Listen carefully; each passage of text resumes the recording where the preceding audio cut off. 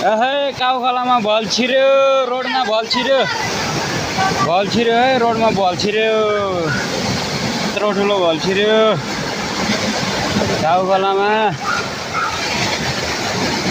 हेर्न यत्रो यत्रो काठहरू लिएर आउँछ अब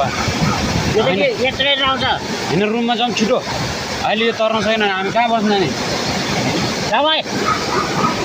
हिँड्नु न के साह्रो हो आज पोखरामा सेयर गरेँ हाल मलाई है पोखरामा आज यस्तो पानी पऱ्यो है रोडमा छिरिसक्यो पानी गाइस आम्बो के हो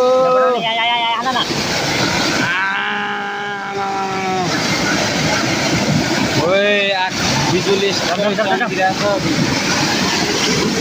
रोडमा यसरी आहा पानी कस्तो पानी आएछ डेन्जर आएको त पानी त के हो खोला मुडा